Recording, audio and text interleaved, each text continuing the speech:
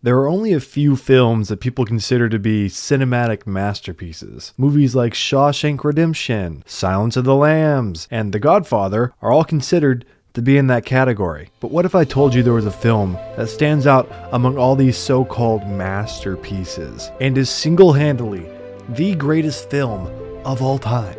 That film is National Treasure, starring Nicolas Cage. National Treasure is a story about adventure, mystery, treachery, and most of all, goofy American history.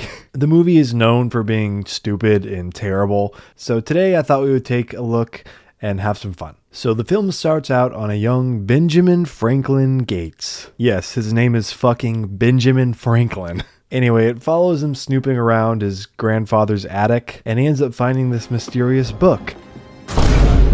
Ben's grandfather tells him about a secret treasure that his probably a few more great-grandfather was told about by a Declaration of Independence signer and Freemason Charles Carroll. Apparently, some of the big American history dudes like George Washington and Ben Franklin set up an elaborate treasure hunt to hide this ginormous treasure that's been changing hands throughout history for like thousands of years. But there's one small problem. The Gates family has been looking for the treasure ever since. All those greats, they looked for it, never found it. People that are in the history community think that the Gates family are all just a bunch of crazy lunatics, and they're basically just the laughingstock of historians because they all think the treasure is a myth because, I mean, that kind of makes sense. Anyway, this little boy turns into Nicolas Cage, and he's now a full-blown treasure hunter, baby. So Ben, this guy Riley, and this guy Ian are on the search for the Charlotte.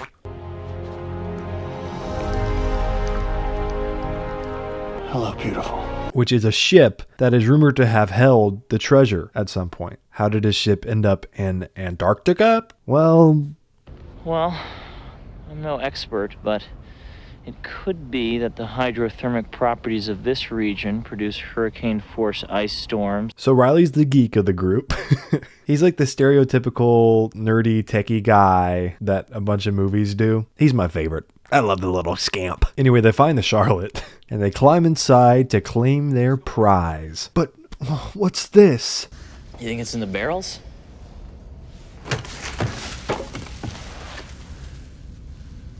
But Ben doesn't give up, and he finds something strange in one of the barrels. It's a pipe. And what do you think he does with that pipe? He probably didn't think that he was going to cut his thumb and smear blood all over it, right? that would be crazy. So the pipe has markings on it that when transcribed on a paper forms a mysterious riddle. They do this thing that drags on way too long, where Ben tries to figure out what the whole riddle means. And at one point, this happens. It was iron. It was firm. It was mineral. No, that's stupid. It was firm. It was adamant. Nicolas Cage messed up his line right there. I promise you. I literally promise you. And then they just kept it in the movie. It was mineral. No, that's stupid. Quick intermission here. Thank you guys so much for subscribing. What the fuck? Before last video, I only had 10. And now I have 80. And I know 80 is not a lot at all. But in comparison, like, that's fucking crazy. Imagine 80 people in a room. That's a shit ton of people. So like, thank you. What the fuck? Thank you so much. Anyway, they eventually figure out that the riddle says that there's a map on the back of the Declaration of Independence that will lead them to the treasure. One teeny problem. How the fuck are they going to get their hands on the Declaration of Independence? Well, Ian recommends that they go and steal it. We could borrow it. But Ben's not having it. I'm not gonna let you steal the Declaration of Independence. Well, Ian and his friend decide that they're gonna do it anyway, and they try to kill Ben and Riley. But they survive somehow. So Ben and Riley decide to go to the National Archives and warn them that someone's gonna try and steal the Declaration of Independence. Thank you, Mr. Brown. Family name doesn't get a lot of respect in the academic community. Huh. Being kept down by the man. Very cute man. Auga! Am I right, boys? Choo choo. This is Abigail. She's the head of the history department or or something. I don't know. And Ben's got the hots for her. They try to tell her that someone's going to steal it. She doesn't believe them. I wouldn't either. And they end up leaving. Ben decides that since the authorities won't stop Ian from stealing the Declaration, that he's just going to have to steal it himself. I'm gonna steal the Declaration of Independence. Of course, that's the only way to protect it. So him and Riley devise a heist where Riley sits outside and hacks into the mainframe, and Ben goes in and he steals the Declaration. Funny enough, everything goes pretty much to plan, and Ben actually ends up with the Declaration. But Ian and his gang were also here at the same time, trying to steal the Declaration too. They shot the Declaration. Why would they do that? And also, Ben used it as a shield. They are both actively destroying what they both need. What the fuck? I'm sorry you gotta look at that. Anyway, Ben makes it away from Ian's gang, and he hides in a gift shop where the cashier sees him hiding the Declaration. Are you trying to steal that? And actually makes him pay for it because she thinks it's a souvenir. But he doesn't have enough cash on him, so he ends up having to pay with his card, and that will come into play in a little bit. But then Abigail, the girl from earlier, sees him walking out, and she thinks that he's kind of suspicious. She eventually realizes that Ben is the one that stole the Declaration, and she takes it from him. Oh my God, you did not! Give me that! Yours. Take it. But then Ian shows up again, and he kidnaps Abigail instead of just taking the Declaration of Independence from her. They do this long, epic car chase scene, and eventually Ben saves Abigail from Ian. Ian doesn't care. He's got the Declaration. Or does he? Ian opens it up and, what's this?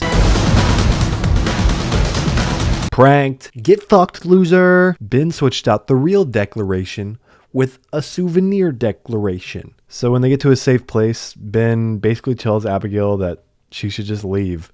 But Abigail is way too attracted to him, which I understand. I mean, look at this man.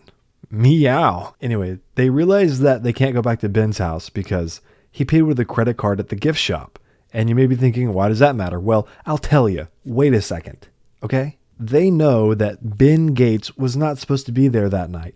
And what's this? There's a dude named Ben Gates who bought a souvenir on the same night that the Declaration of Independence gets stolen. So they assume it's him. And they go to his house to try and catch him. Ben realized that, so they decided that they weren't going to go back to his house. They were going to go to his dad's house to hide away for a little bit. So Ben's dad is a weird character in this movie because he used to believe in the treasure and he actively searched for it when he was younger.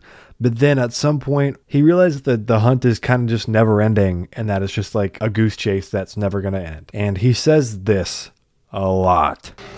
No, but we found another clue that led us here. Yeah, and that'll lead you to another clue. And that's all you'll ever find is another clue. Don't you get it, Ben? So they crack open the Declaration of Independence, and to see the invisible map that's supposed to be on the back of it, they try putting a bunch of stuff like straight lemon juice on it. It has to be done. That doesn't work. And they eventually figure out that they need to put heat on it for the message to show up.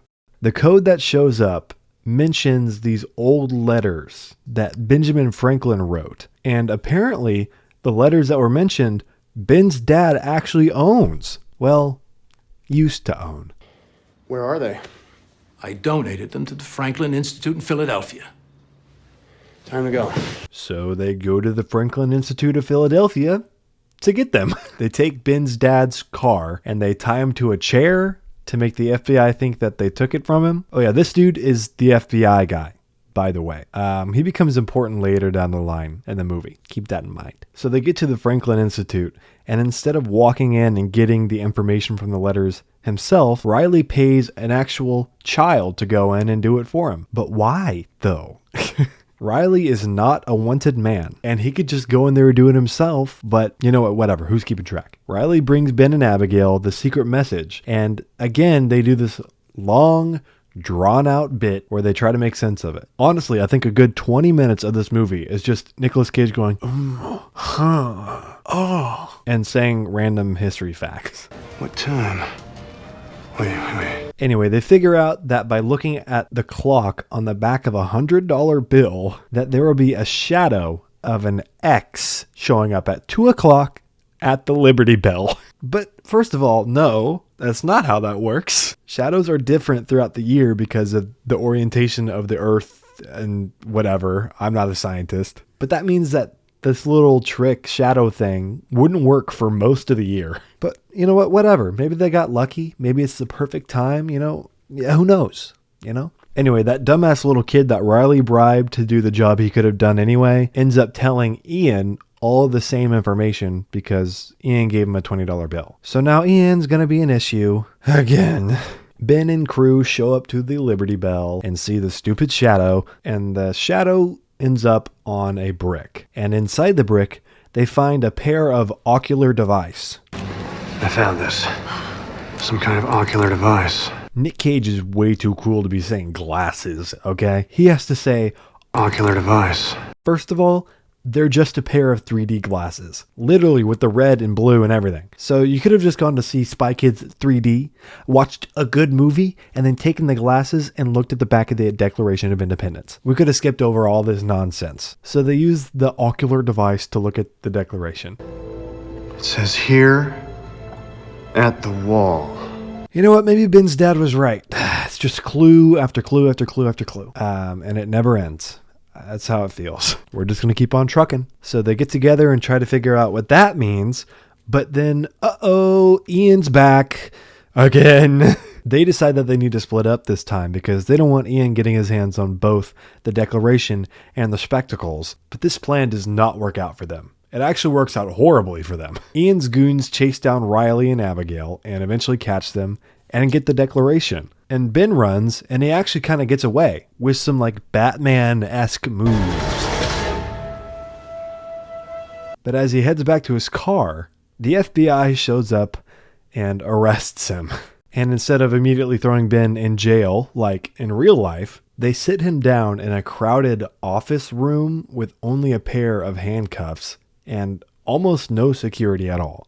In what world does that happen? Anyway, they interrogate him, but in the middle of the interrogation, Ben's phone rings. Let's check the signal, folks. And it's Ian. Ian basically says that he wants to meet Ben at a specific location because he wants the ocular device so he can have a peek at the secrets on the Declaration. For some reason, the FBI just agrees to this, and they let Ben go alone to the meeting location. Okay, not technically alone because there's helicopters and secret agents around, but come on. That's not enough to contain Nicolas Cage, okay? All of a sudden, there's a bunch of ruckus, and one of Ian's men shows up and tells Ben that he needs to jump in the water. And that's exactly what he does. And that works, and they just get away. But why on earth would the FBI not have boats in the water? Anyway, apparently Riley and Abigail made this deal with Ian in which they would save Ben, but in return they'd have to give him the Declaration, the glasses, and I'm sorry to say this, the treasure. But Ian knows that he still needs help finding the treasure. So what does he do to make sure that Ben and crew actually help him? He fucking kidnaps Ben's dad. So I'm just going to save your time. They do a bunch more puzzle solving and riddle solving, which again mostly just consists of Nick Cage going, Just another clue. Dad. No, you're right, Parky. They eventually figure out that they need to go under this guy, Parkington Lane's grave. Awesome name, by the way. So they climb through his tomb, which leads to a big wooden spiral staircase. But the wood's super old and broken. And as they're heading down, this bald dude just fucking dies. Abigail and Ben almost die too, but they don't, so that's cool. And they eventually make it to the bottom. But oh no, it's just an empty room again. Turns out the lantern in the room is also a clue that will lead them to the treasure, which is actually in Boston. But Ian, being the genius that he is, decides to leave Ben and his crew there to die so he can have all the treasure to himself. We came all this way for a dead end? Yes. But what if I told you that Ben's dad was a master prankster? The lantern. Dad. It's part of Freemason teachings. The lantern is the clue. What does it mean? Boston. There's no treasure in Boston, dummy. He was lying. Ben's dad just said that so that Ian would leave and they could actually have all the treasure to themselves. So it actually turns out that the treasure is actually behind one of those blank walls right there. And the only way to open the wall is with the pipe from the beginning of the movie. And you know what? I call bullshit. This is bullshit, okay? It's just essentially a hole in the wall, right? I mean, could you not just fill it with like any random object? It's not like they had Bluetooth in the 1700s. Why does it have to be the pipe? Does that make sense? I don't know. It doesn't matter anyways. The treasure is real. The One Piece is real. And it's all theirs. Let's go. Nick Cage for the win. So you may be thinking, isn't Ben still like a wanted fugitive who stole a precious American document? Well, yes and no. At the end of the movie, the FBI guy that was chasing them around the whole movie turns out to be a Freemason, I think. And he's basically like, yeah, dude, you stole it, but it was for a good reason, so you're cool. You're good. You're free to go. And Ben ends up with a portion of the treasure, and he ends up with the girl. You got the girl. It's true. It's true. The end. This movie is so bad, but it's so good. If you had the experience of watching this movie as a child, I'm so happy for you because I loved this movie as a kid. If you get a chance, you should check it out because it's objectively not a great movie, but it is the peak of entertainment, and that's all that matters.